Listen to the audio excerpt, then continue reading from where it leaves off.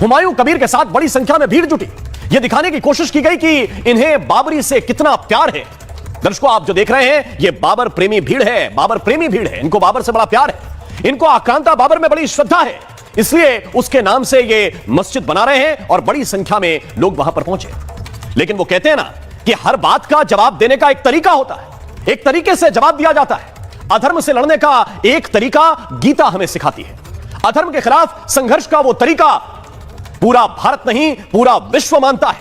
और जिस गीता का मूल संदेश कर्म का है, जिस गीता का मूल संदेश धर्म की स्थापना का है, जो गीता कहती है यदा यदा ही धर्मस्य ग्लानिर्भवति भारत अभ्युत्थानम धर्मस्य तदात्मानं सृजाम्यहम्, उस गीता के पाठ के लिए आज बंगाल में सुनामी उमड़ी। दोस्तों, सुनामी, लाखों की भीड़ जुटी। मैं आपको सुनाना चाहता हूं, ये तस्वीर पूरी स्क्रीन पर डालिए और बताइए कि वहां पर किस तरह का कोलाहल था। जरा देखिए ये तस्वीर। तो दर्शकों, मैदान देख रहे हैं, मैदान में आप जहां भी देखेंगे आपको लोग ही लोग नजर आएंगे, भीड़ ही भीड़ नजर आएगी। अब आप ये पूछेंगे, आप पूछ सकते हैं कि भाई इसमें अंतर क्या है, अंतर क्या है? आप पूछेंगे, यहां भी भीड़ है, वहां भी भीड़। अंतर है दोस्तों, एक बहुत बड़ा अंतर है। एक भीड़ धर्म की स्थापना का संकल्प लेती है और दूसरी उस बाबरी की स्थापना के लिए आई है जिसकी बुनियाद सियासत के लिए रखी जा रही है। क्योंकि यह हुमायूं भी जानता है, यह भीड़ भी जानती है, यह पूरा देश जानता है कि बाबरी अब कभी दोबारा बन नहीं सकती। बाबरी वो थी जिसे प्रभु श्री राम के जन्मस्थान पर बनाया गया था। वो बाबरी एक ही थी जिसे 19वीं शताब्दी से पहले किसी ने बाबरी माना ही नहीं, किसी ने उसको बाबरी कहा ही नहीं। ये तो मस्जिद जन्मस्थान कही जाती थी दोस्तों, मस्जिद जन्मस्थान। उस दौर के जितने गैजेटियर हैं, जितने लेखक हैं, जो ट्रेवलर हैं, घूमने वाले लोग यहां पर आए, उन्होंने जब अपना यात्रा वृत्तांत लिखा, यहां तक कि स्थानीय लोगों ने भी इस ढांचे को मस्जिद जन्मस्थान ही कहा।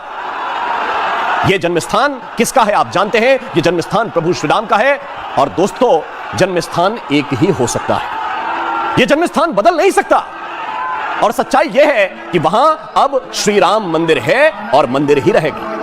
वो कहते हैं ना कि नाम रखने से न तो शेर सियार बन जाता है और ना ही सियार शेर हो जाता है। नाम तो कहीं भी रखा जा सकता है, नाम तो किसी का भी रखा जा सकता है। लेकिन मैं ये कहना चाहता हूं कि जिस बाबरी के लिए ये लोग पागल हुए जा रहे हैं, वो बाबरी दोबारा नहीं बन सकती। कैसे बनेगी?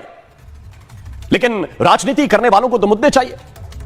वो पुतिन को गीता भेंट करने पर भी बवाल कर देते हैं। किसी को गीता माल दिखती है, पुतिन के हाथ में दिख जाए तो हिंदू राष्ट्र का ऐलान समझने लगते हैं। अब ऐसे लोगों का आप क्या कर सकते हैं? और इसलिए आप क्या कर सकते हैं उस हुमायूं का, क्योंकि यह हुमायूं अकेला नहीं है।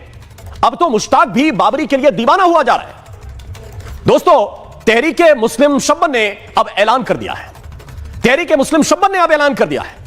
मैं दिखाना चाहता हूं आपको।